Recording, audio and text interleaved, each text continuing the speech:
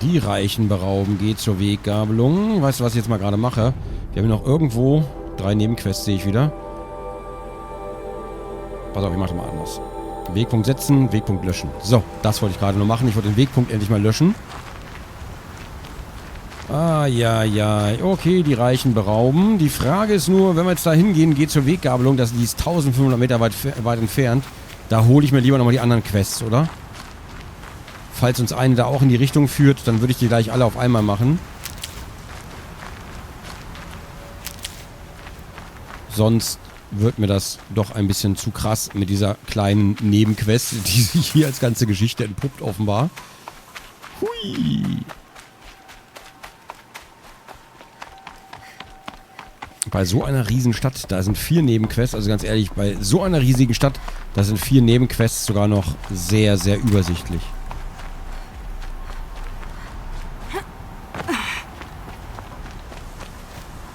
Oh, Entschuldigung, da war ja jemand. Wieso schleicht er sich hier durchs Feld? Hallo? Ist einfach nur da. Oh, lecker. Ein Melonenfeld, Wassermelonen. Oh Gott, ich würde die so gerne... Oh, ich würde die jetzt so gerne essen. Oh, eine fette Wassermelone wäre jetzt so geil. Überleg doch mal, jetzt ernsthaft, eine fette Wassermelone. Hallo, denk doch mal nach. Okay, wir haben 4 Nebenquests. Ich war unter dem alten König Wache. Diese Tage sind längst vorbei. Ja, so, froh. Hoffe ich. So, Vorratskisten für Lohn. Nora ein böses Ende. Das kommt da. Was? Ich dachte gerade, ich muss den vertrimmen. Gute Preise, faire Preise. Sei gegrüßt. So, hallo Ranin. Hier gibt's die besten Preise für Maschinenteile unterm Tafelberg. Keine Abgaben an den Sonnenhof, nicht wie die Gierschlunde dort droben. Sie interessiert sich doch nicht für Steuern. Ich weiß, was Sie nicht interessiert. Wie gesagt, das beste Angebot für Schnappmaullinsen. Das kann ich beschwören. Bei der Sonne. Spuck dir nicht in die Hände. Jägerin, ich entschuldige mich für meinen Partner. Stillen Partner. Stiller Partner? Wenn die Sonne doch nur meine Gebete erhörte. Vergiss die Schnappmaullinsen, Jägerin. Die will niemand haben. Eine Langbeinlinse würde sich dagegen wirklich lohnen. Also was? Niemand will Schnappmaullinsen. Die sind gut und hart. Man kann sie überall reinhämmern. Wofür hältst du das? Für einen von diesen schäbigen Handelsposten? Dies hier ist Meridian. Wir haben Kultur. Ich habe Kultur. Gerade neulich sah ich mir die Jagdprüfungen an.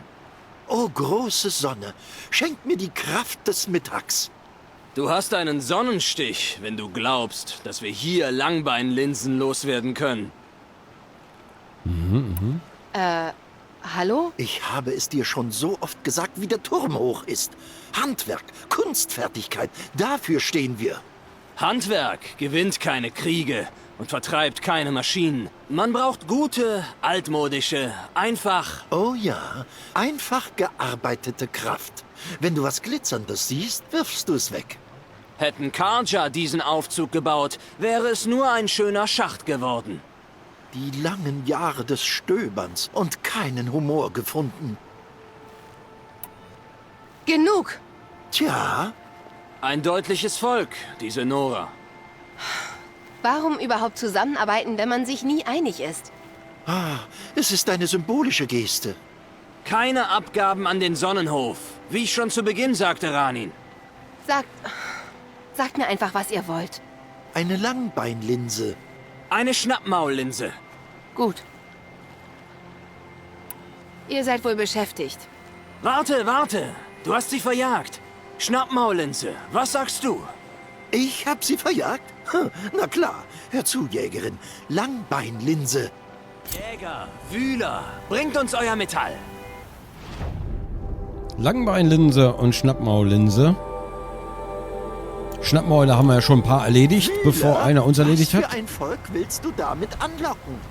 Es war abgemacht. Ich werbe Kunden, du machst das Zählen. Was heißt hier abgemacht? Ein bisschen wie Patt und Patterchen, die beiden. Wo ist denn jetzt das Fragezeichen? Ich sehe da ein Fragezeichen in der Richtung.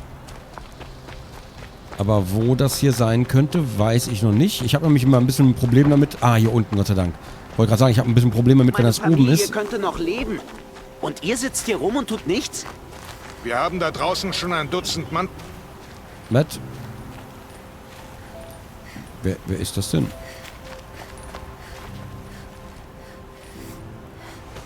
Ist das eine Wache? Der sieht so komisch aus. Und warum geht er weg, wenn wir kommen? Sag mir, was mit deiner Familie ist. Vielleicht kann ich helfen.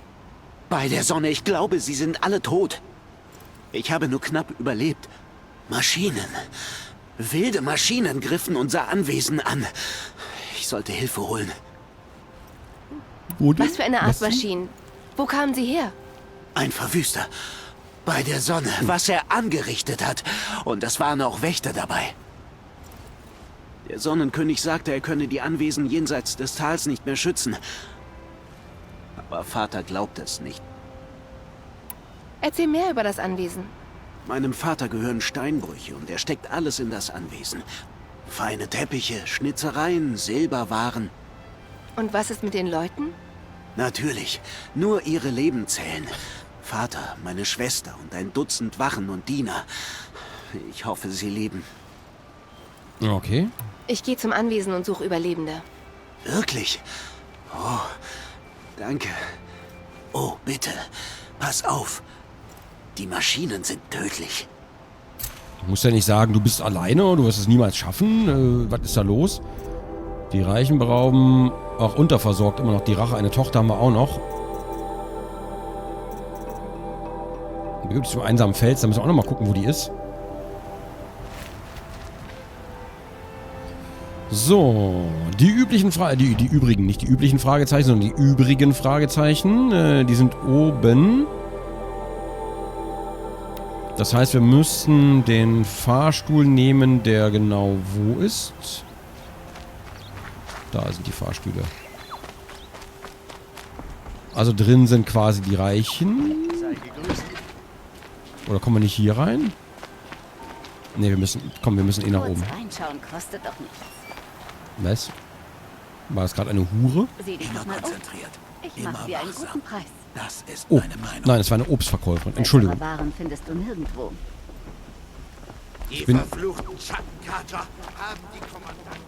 Hochwertige Waren zu fairen Preisen. Lass So. dir diese Waren nicht entgehen. So, ich war ein bisschen irritiert, weil die Händler immer männlich sind. Aber die Marke Tender offenbar nicht. So, was hat sie denn? Hat sie Schmerzen?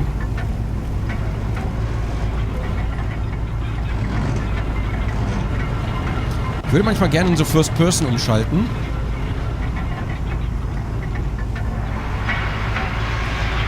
Vor allem hier so rausgucken.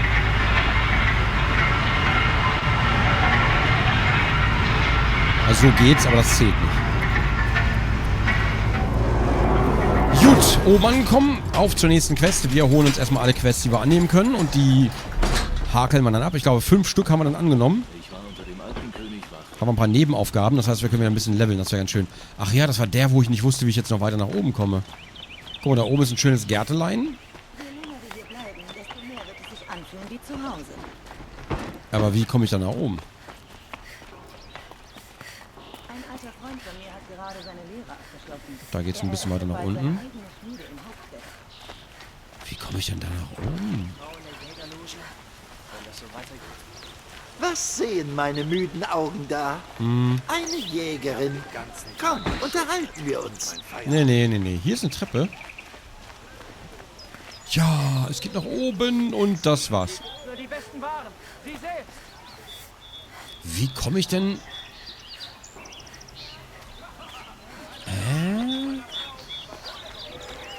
Also hier kann ich auch nicht klettern, wie neulich. Das geht hier gar nicht. Neulich vor allen Dingen. Ist ja in der heutigen Aufnahme aber schon ein paar Folgen her. Wo ich einen Kletterpunkt suchen musste. Aber hier gibt es ja gar keinen. Wir sind in der Stadt. Ich müsste also irgendwo eine Treppe nach oben suchen. Und die einzigen Treppen nach oben sind Sackgassen. Speichern kann ich zwischendurch auch mal.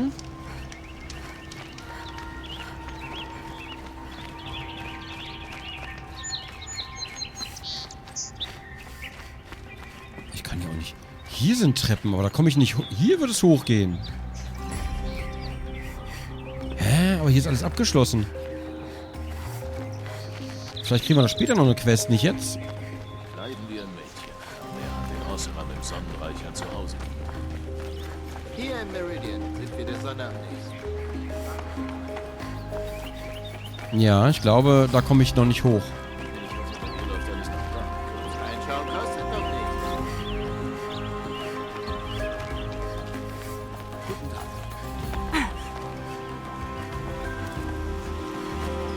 So, da könnte ich so super hoch. Eigentlich könnte ich hier so richtig... Sieh dir mal diese Wagen an. Hast du irgendwelche Banuk-Relikte gefunden, Fremde? Sieh dich doch mal um, ich mach dir... Im Moment nicht. Ich habe nur die besten Wagen. Okay, sind noch weibliche Händler. Ich frage mal ganz kurz. Spezialobjekte, schmutziger Korb. Was ist das denn? Keinerlei Wert, außer für die vielseitigen Sammler. Ein Behälter aus einem alten Material. Schmutziger Harzklumpen. Was ist das? Für ein leuchtendes Geflecht. Diese Objekte haben keinerlei Wert, außer für die vielseitigsten Sammler. Was? Ich will dir einen Handel vorschlagen, Fremde. Ja. Du suchst nach Artefakten. Ja, aber nicht für Profit. Sonnenkönig Avad machte mich zur Gesandten der Banuk. Ich arbeite für sie, suche Relikte und bringe sie zurück in ihre Heimat, Ban-Ur. Ich bin ganz besonders interessiert an Holzfiguren, die man bei Banuk-Felsmalereien finden kann. Wenn du welche für mich hast, ist mir das einiges wert. Aber da müssen wir es auf der Karte. Erzähl mir mehr über die Banuk-Figuren. Es sind grobe Holzskulpturen von Anak, der wegen dem Mord an seinem Häuptling aus Ban-Ur verbannt wurde. Er hinterließ die Figuren bei bemalten Steinen an Orten, die ihn an seine Heimat erinnerten. Später stellte man seine Unschuld fest. Jetzt sieht ihn der Stamm als eine Art Held an und will die Figuren zurück. Ich tue, was ich kann, um zu helfen. Ich werde sie dir abkaufen, wenn du welche hast. Okay, würde ich gerne. Der König machte dich zur Gesandten der Banuk? Ja, ich habe Ban-Ur schon sehr oft besucht. Die Verak-Häuptlinge kennen mich. Ich helfe bei den diplomatischen Beziehungen mit Avad. Manche finden, sie sind ein merkwürdiges Volk, aber ich komme mit ihnen gut zurecht. Man muss einfach nur am besten sein. Unabhängig von deiner Familie und deinem Geschlecht, ob Mann, ob Frau. Das Können wird respektiert, die Herkunft ist völlig unwichtig. Finde ich gut. Ich sehe den Anreiz. Viele Karcher leider nicht. Alles, was sie nicht verstehen, ist rückständig oder wild. Fertig? Lass uns handeln. Verkaufen, verkaufen. Mal gucken. Banuk-Artefakt, ich benenne dich. Banuk-Artefakt, mein Anrecht. Division Mutter. Bestrafung, ich kann nicht gestehen. Okay, ich kann da alles verkaufen. Oder kaufen. Karte Metallblumen. Kühlsaft. Haben wir das nicht schon? Karte Panoram. Alte Gefäße. Ja, komm, Lure. Ist egal. Habe ich jetzt auch gemacht. Komm wieder, wenn du Banuk-Sachen findest. Entschuldigung, Fremde. Ich suche nach Banuk-Artefakten. Ja, ja, wir haben gerade eben darüber gesprochen. Vielleicht erinnerst du dich. Vor ungefähr einer Nanosekunde.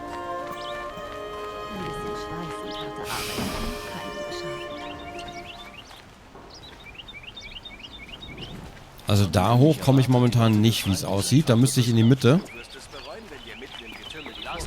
Also mache ich die Quest ein bisschen später. Und wie ich das so sehe, komme ich von da hin, auch von da auch da rüber. Mein Angebot wird dich überzeugen. Also kann ich die beiden Quests jetzt momentan noch nicht Bruder, annehmen. Oder ich bin Fremde. doof. Ich finde es vielleicht nicht. Handelst du mit Relikten? Oder vielleicht gehe ich mal hier hoch. Ja, vielleicht kann ich dann da nicht. Okay. Tatkräftige Abenteurer. Vorzugsweise ohne Freunde und Familie. Keine Bedingung. Gut. Hey da, Fremde. Ich bin Wilgund. Suchst du hier eventuell eine Arbeit? Gute Scherben. Genug für ein Gewand, das besser zu dir. Okay, Schluss damit, wenn ich dir zuhören soll. Ich meinte nur, eine wohlgeformte Frau, so wie du. Es kursieren Gerüchte über ein Banuk-Lager. Zahme Maschinen heißt es in den Gerüchten. Also heuerte ich ein paar Leute an. Nur um das zu untersuchen, nicht mehr. Die Banuk sind gerissen, zugerissen. Ich zahlte im Voraus. Naja, Die Hälfte. Und hörte nie wieder was. Und jetzt suchst du jemanden, der deine Männer suchen soll. Das Geld ist versenkt. Das Gerücht ist mir mehr wert. Ist an den Gerüchten über das Lager etwas dran? Die anderen haben nur nach ihrer Bezahlung gefragt. Du bist clever. Das Lager ist sogar zu klein für einen Namen da, wo der Schnee nicht taut. Es heißt, die Banuk leben dort friedlich mit Maschinen. Halten sie sich zum Streicheln, Nutzen, Vorsingen? Wenn das stimmt und wenn wir das auch können, stell dir mal vor, wie wertvoll das wäre für alle Stämme. Das ist wahr. Mit wertvoll meinst du, dass sie dich dafür bezahlen? Kind, man muss sehen, wo man bleibt. Was weißt du noch über die Banuk? Die Banuk-Frauen. Schneehexen, alle. Kalte Augen, kalte... Sie wählten als ihre Heimat Ban-Ur, im Eis. Eine Unterhaltung mit ihnen ist wie in einem Eisberg zu graben. Sie sind lieber mit Maschinen zusammen. Und deshalb kann an dem Gerücht was dran sein. Dann wollen sie vielleicht nicht, dass Fremde davon wissen. Ha! Mystisches Getue.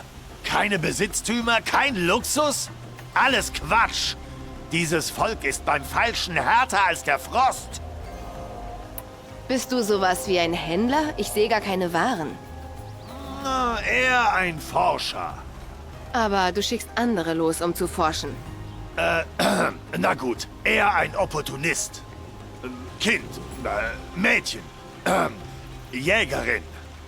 Die Welt steckt voller Gelegenheiten und sie sind sehr riskant. Doch warum sollte deshalb jemand wie ich auf lukrative Chancen verzichten? Na gut, ich bin eher ein Spieler. Ich interessiere mich für das Gerücht, aber ich würde es ihm um Gottes Willen nicht sagen. Wenn ich dem Gerücht nachgehe... Du wirst dazu nicht bis ans Ende der Welt reisen müssen. Es ist am Rand des Banuk-Landes, unter dem Amboss des Mondes. Und ganz offensichtlich kennst du ja den Wilden Osten. Den Osten. Wenn es stimmt, dass sie ihr Lager unbefangen mit Maschinen teilen, na, das fällt doch auf, oder? Zahlung bei Rückkehr. Ein Moment des Friedens. Das würde ich ihm bestimmt nicht verraten. So. Ach, hier ist der Chor auch.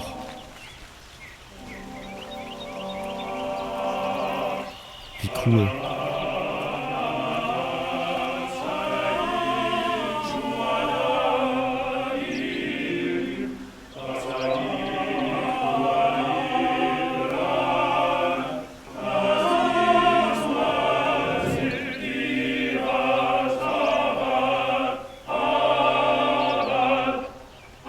Das muss der Turm sein. Er ist riesig.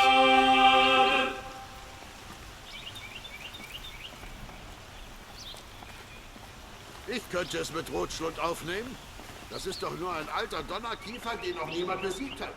Wird langsam Zeit. In Sonnenfall herrscht ein friedensähnlicher Zustand. Er wird nicht lange halten.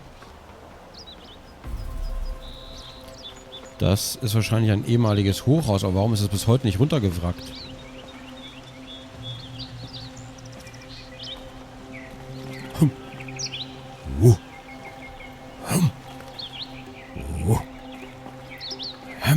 Guck mal, die haben auch diese Dinger, die Leute sich unter die Augen malen, haben die hier auch hier drauf.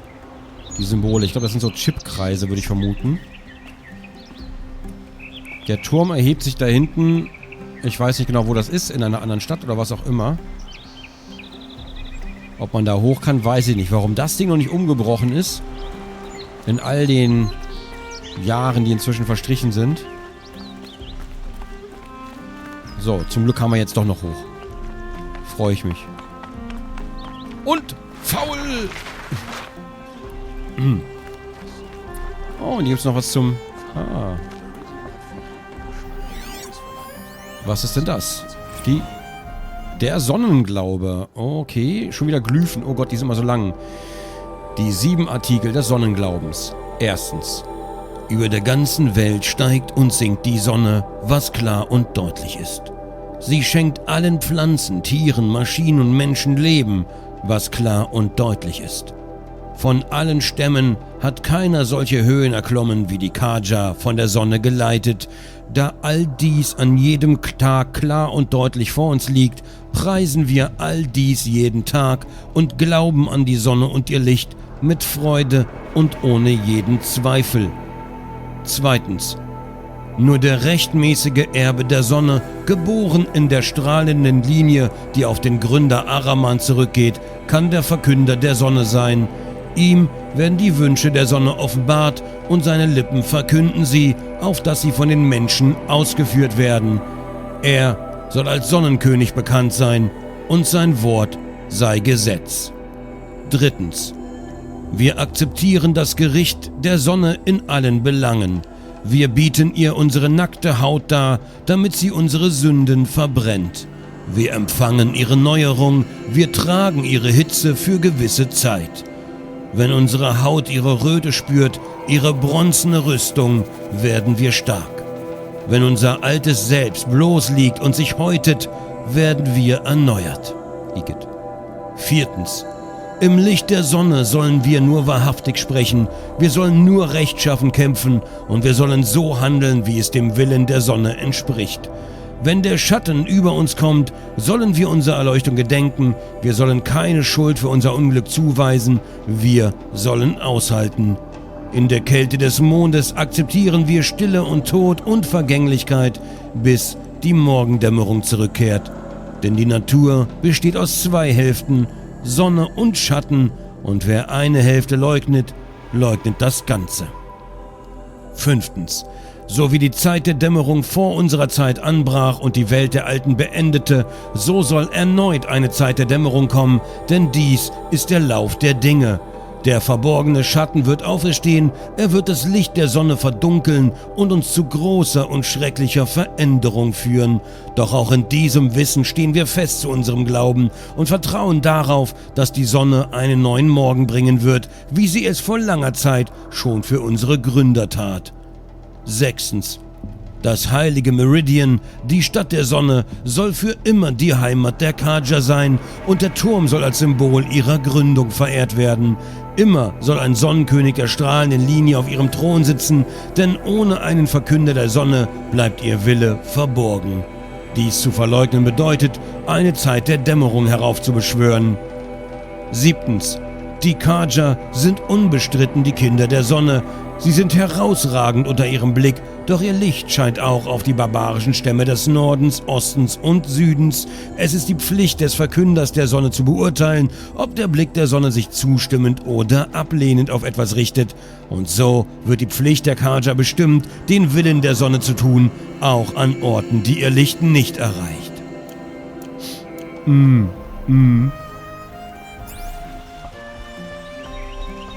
Also, ihr seid Chef. Über alles. Habe ich jetzt so richtig gesehen? Da liegt noch was.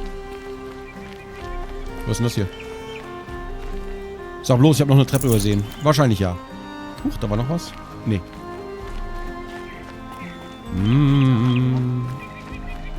Na, was soll ich denn jetzt machen für einen Hohepriester hier? Da gehe ich mal bedächtig nach vorne. Hallo? Du bist Nora. Ich bin der traurige Naman. Oh. Es tut mir leid, dass wir uns so treffen. Wie denn? In Trauer. Du trägst sie mit dir, wie einen Talisman. Warte, vergib mir. Du willst keine Wiedergutmachung? Für ein Opfer im Sonnenring? Nein. Ich weiß von den Raubzügen, doch die Carja schulden mir nichts. Ich verstehe. Tja, ich könnte die Hilfe einer willensstarken Fremden brauchen. Und dann würde ich dir einiges schulden. Diese Leute wollen Verstorbene ehren. Gefallene. Auf ihre Art. Nicht mit Hilfe von Carja-Riten und Carja-Steinen. Doch es gibt Hindernisse. Und während Meridian gespannt den Atem anhält, fesseln mich meine Gewänder. Was? Was für Hindernisse? Der erste Pilger ist ein Osseram, der den Königsschrein an der Straße zur Stadt besuchen will. Er wartet jetzt dort, weil ein alter Sonnenpriester keine Heiden dort hineinlässt. Diese Utaru verlor ihre Gefährtin beim Juwel, an einem Teich voller Schnappmäuler. Ein Schrein sollte dort die Maschinen vertreiben. Leider ist er nicht besonders effektiv. Und der Banuk will den Sonnensteig bemalen. Ein Ruf zu den Maschinengeistern, glaube ich. Man muss sie nicht rufen. Der Glanz des Turms zieht Grauhabichte an. Also 2 Schreine von Maschinen befreien und einen von einem Priester? Ich möchte nur etwas Barmherzigkeit und dass sie Gehör finden. Na Mann, Rituale und Gebete bringen niemanden zurück. Nein, aber sie helfen Trauernden, sich zu finden. Sie können Kraft geben, Hoffnung, wie die Sonne. Ich dachte nicht, dass ihr Priester Fremde um Hilfe bittet. Versenge die Sonne nur unseren Stolz. Bis dies nicht getan ist, bin ich kein Priester mehr. Ich habe mir die rote Robe lang ersehnt. Ein Wunschtraum. Doch das Gewand macht uns blind. Wir flüstern Versöhnung und vergessen dabei, dass die Priester des alten Königs die Morde segneten. Die Morde? Die roten Raubzüge? Ja, und die Opferungen, die noch folgten. Warum ließen die Priester das Blutvergießen denn zu? Manchmal ist uns Kaja die Tradition wichtiger als das, was richtig ist. Oh, das haben die Kaja und Nora wohl gemeinsam. Du bist enttäuscht von den Sonnenpriestern, wolltest aber einer werden? Ich habe immer zum Tempel aufgesehen. Die Stimme meines Bruders schallt noch in ihm. Selbst er drang nicht zu mir durch, wie er es auch versuchte. Am Ende. Er sagte, als man uns schätzte, färbte Zinnober unsere Roben. Jetzt sind sie vom Blut gefärbt. Wie das? Die Roben werden weitergereicht. Die meisten alten Priester flohen vor dem Glanz einer neuen Sonne. Und so tragen wir ihre Sünden. Und ich trage schwer an ihnen. Das sind nur edle Stoffe. Wo ist dein Bruder jetzt? Er wartet am Vater Sonne auf mich, hoffe ich. Er sprach sich gegen die Opferungen aus. Als Priester, der den Sonnenkönig anzweifelt, wurde er hart bestraft. Du hast auch jemanden verloren. Mein Beileid. Nein, nicht verloren. Als ich die Robe anzog, fand ich sein Vermächtnis. Ich möchte den Trauernden gerne helfen. Ihre Erinnerung zu Ehre ehrt uns alle. Ich hoffe nur, ich muss da jetzt nicht irgendwelche komischen Grauhabichte. Also das, habe ich das richtig verstanden? Ich will keine Grauhabichte. Ich werde alles tun, aber keine. Das mache ich. Oh Gott. Oh Gott, oh Gott, oh Gott, oh Gott, oh Gott. Vielleicht haben die Grauhabichte eine Quest, mich auszuschalten. Was mache ich denn dann? Wo ging es hier runter? Da.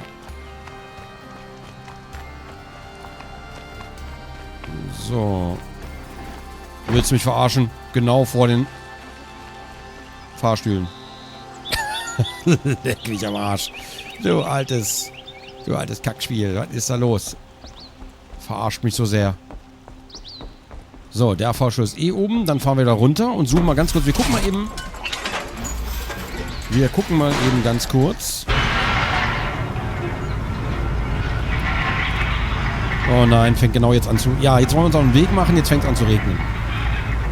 Ist doch klar, dieser blöde Nebelregen. Guck mal, die Haare peitschen, wenn man nach unten fährt mit dem Fahrstuhl. So, wir sind aber schon unten.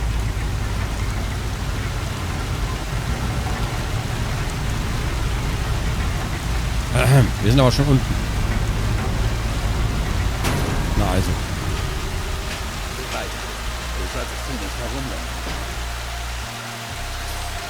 So, auf ein neues, in ein neues Abenteuer. Die Frage ist natürlich nur, welches Abenteuer wird das erste sein? So, Panorama haben wir da, pipapo. Wir haben viele Möglichkeiten, die wir machen können. Was haben wir denn hier? 2. Ehre den Gefallenen, begib dich zum Seeschrein. Das ist ja auch schon 2.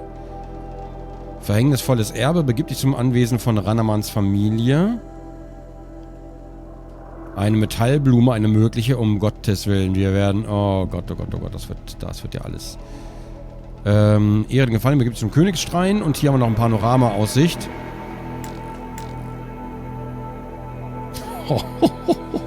Leck mich am Arsch. Was? Oh Gott, das Spiel wird mich töten. Geht zur Weggabelung. Ja, großartig.